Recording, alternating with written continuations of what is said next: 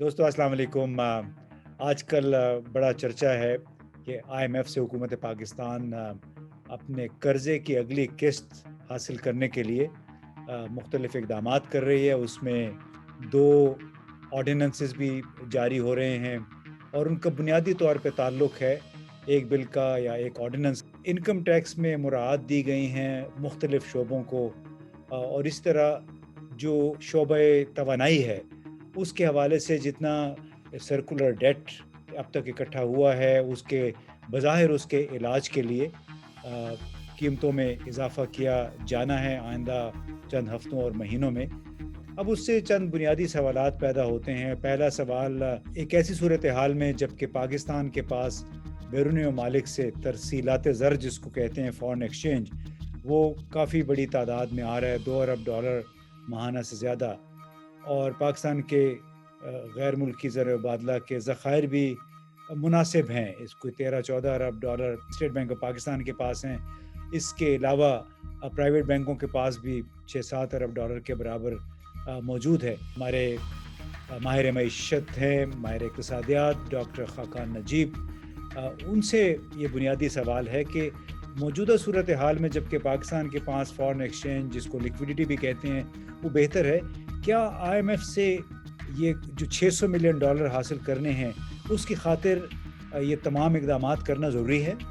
دیکھیں، ایک بنیادی سوال یہ ہے کہ آپ کے یہ جو ریزروز کا بلڈ اپ بھی آپ کو نظر آ رہا ہے، اس میں آپ یہ دیکھیے تو IMF کے ساتھ جب ہمارا معاہدہ ہوا تو $991 ملین جو ہیں وہ تو اس وقت آپ کو آئے۔ پھر آپ یہ دیکھیں گے کہ ایک جب فیسلٹی اسپیشل کریٹ کی گئی اس میں $1.4 بلین آپ کو دیے IMF نے ڈیورنگ کووڈ، اور تیسرا آپ یہ دیکھیں کہ بجٹری سپورٹ میں بھی آپ کو رقم مل رہی ہیں انٹرنیشنل پارٹنر سے۔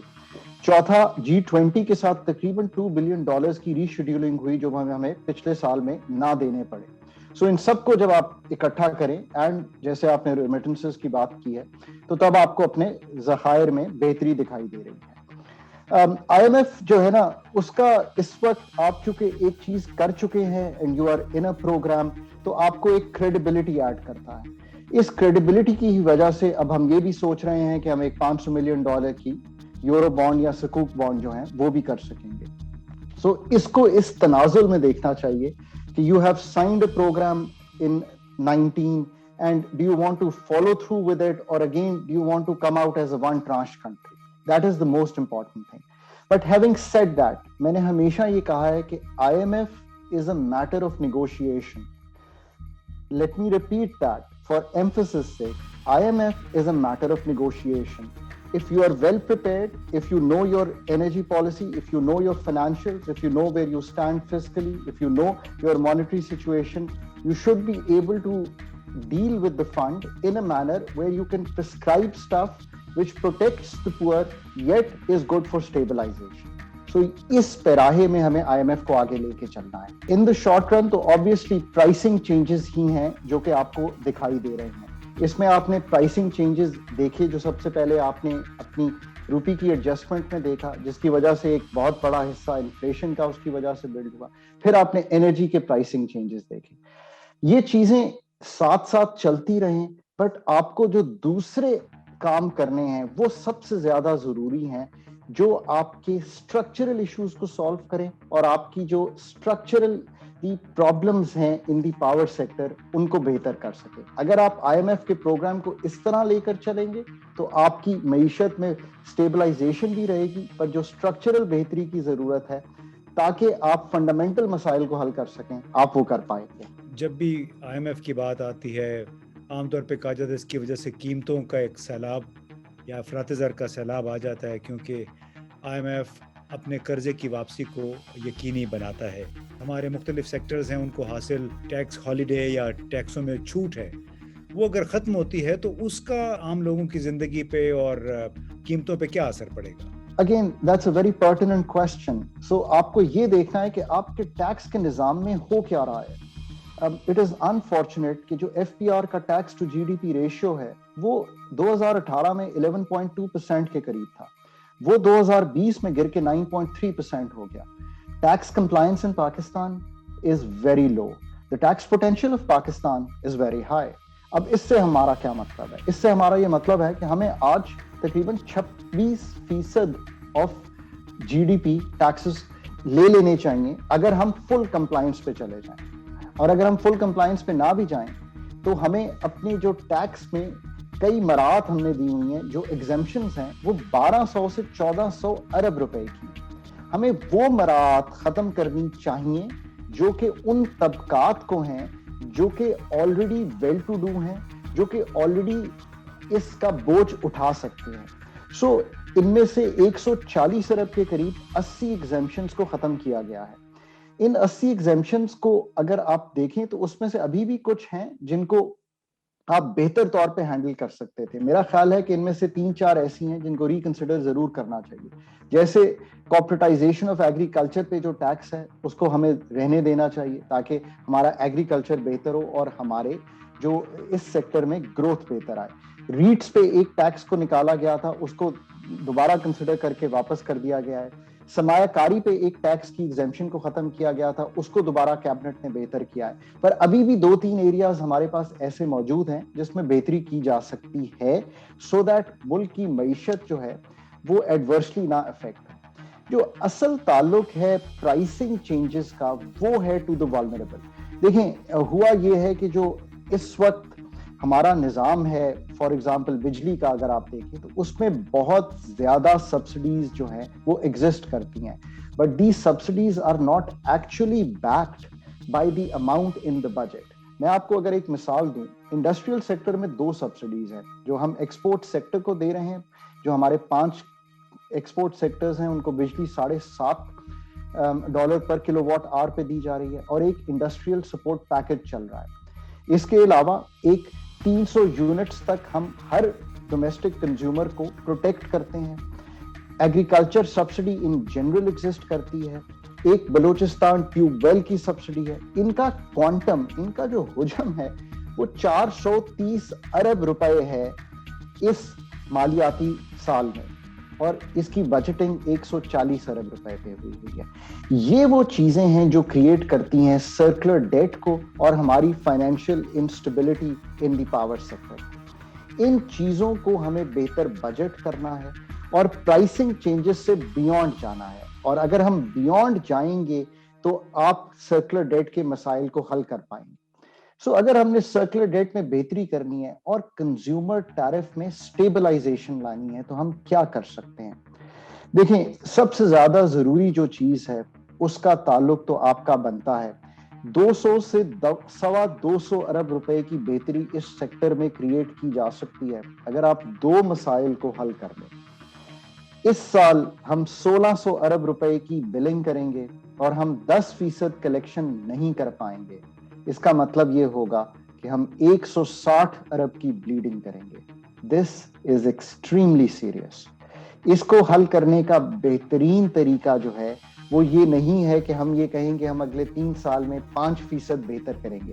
جو ہم نے circular debt management plan fund کو دیا ہے, اس کا بہترین طریقہ یہ ہے کہ ہم فل فار ٹیکنالوجی کا استعمال کریں. ہم اسمارٹ میٹرز جو کہ ہر گھر پہ لگنے چاہیے, جو کہ ہر کمرشل ایریا میں لگنے چاہیے, جو کہ ہر انڈسٹریل اسٹیٹ میں لگنے چاہیے, ہم ان کا اجرا کریں. آلریڈی حکومت پاکستان یہ پروجیکٹ 2018 سے کرنے کی کوشش کر رہی ہے and it is not been successful. اس کے علاوہ ایک ملٹی لیٹرل سپورٹ بھی موجود ہے اس کو کرنے کی. یہ بتائیے کہ جو اسمارٹ میٹرز کی بار بار بات ہو رہی ہے, آپ نے کہا کہ اس میں حکومت کو کامیابی نہیں مل رہی ہے, تو اس کی بنیادی وجہ کیا ہے؟ کوئی ویسٹڈ انٹرسٹ ہے جو اس کی مخالفت کر رہا ہے؟ کیا وجہ ہے؟ بہت اچھا سوال آپ نے کیا ہے. یہ سوال اس لیے موزوں ہے کہ یہ شو کرتا ہے کہ جب ہم ریفارم کرنے جاتے ہیں تو ہمیں کیا چیزیں آڑے آتی ہیں. ہمیں 2 چیزیں آڑے آ رہی ہیں اس میں. آف کورس ایک وہ 10% لوگ جو کہ بجلی کا بل نہیں دے رہے, اور دوسری وہ لوگ جن کا ایک ویسٹڈ انٹرسٹ ہے جس میں وہ عناصر جو کہ ہمارے بلنگ میں مشغول ہیں ان لوگوں کے ساتھ جو کہ who are in connivance with these people and causing this loss to the exchequer, and we have not been able to do this. جبکہ اس کے پیسے بھی ہمارے پاس ایک چیپر فنڈنگ جس کو ہم پروجیکٹ فنڈنگ کہتے ہیں اس میں ایک ملٹی لیٹرل کے تھرو موجود ہے. سو یس دس از دا کائنڈ آف, جب بات ہوتی ہے کہ پاکستان میں ہم ویسٹڈ انٹرسٹ یا اس کو آپ مافیا کا نام دیں یا جس چیز کا بھی نام دیں, وی مسٹ اوور کم دیں. اس کے علاوہ جو ایشو ہے وہ یہ بھی ہے کہ اس میں ٹیکنالوجیکل ایشوز بھی رہے کہ ہمارے پاس کیا کیپیسٹی اور کیپیبلٹی ہے to technologically get the solutions in order. تو ان دونوں پہ ہمیں اوور کم کرنا ہے and we must implement this project. دوسرا, Balochistan tube well has become a bone of contention. تقریباً 60 ارب روپے کی ماہانہ یہ سبسڈی ہے, انڈر بجٹ ہوتی ہے, سرکلر ڈیٹ کریٹ کرتی ہے.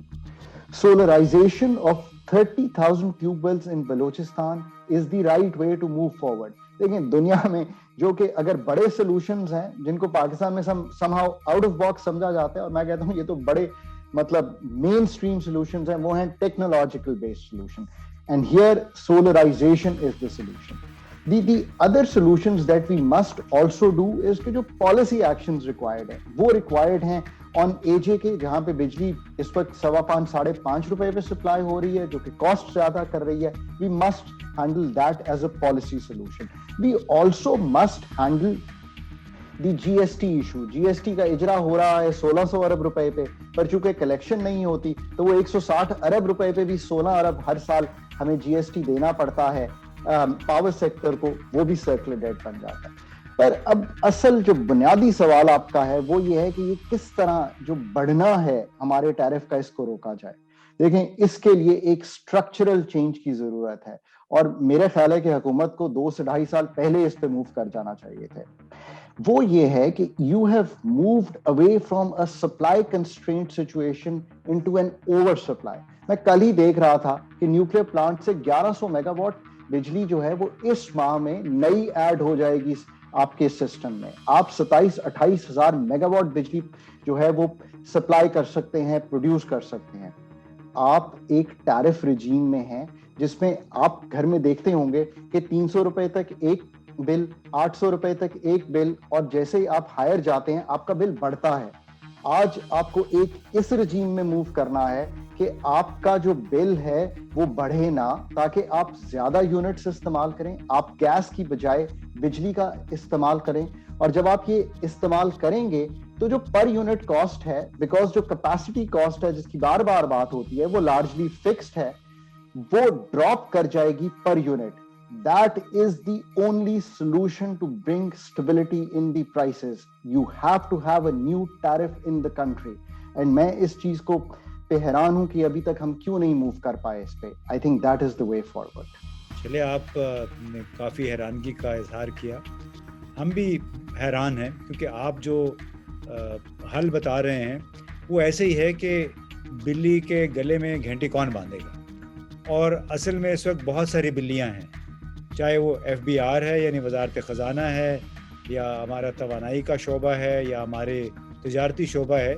ہر جگہ احتجاج اس پہ ہوتا ہے یا شور اس پہ مچتا ہے کہ قیمتوں میں اضافہ ہو گیا, لیکن کوئی بھی یہ سوال کا جواب نہیں دیتا کہ قیمتوں میں اضافہ کیوں ہو گیا ہے اور اس کو کیسے روکا جا سکتا ہے. یعنی بہت ساری بلیاں ہیں, بہت ساری گھنٹیاں ان کے گلے میں باندھنے والی ہیں, اور موجودہ حکومت بھی اب تک اس میں بظاہر کامیاب نہیں ہو سکی ہے. بہت بہت شکریہ خاقان صاحب آپ کی اس گفتگو کا.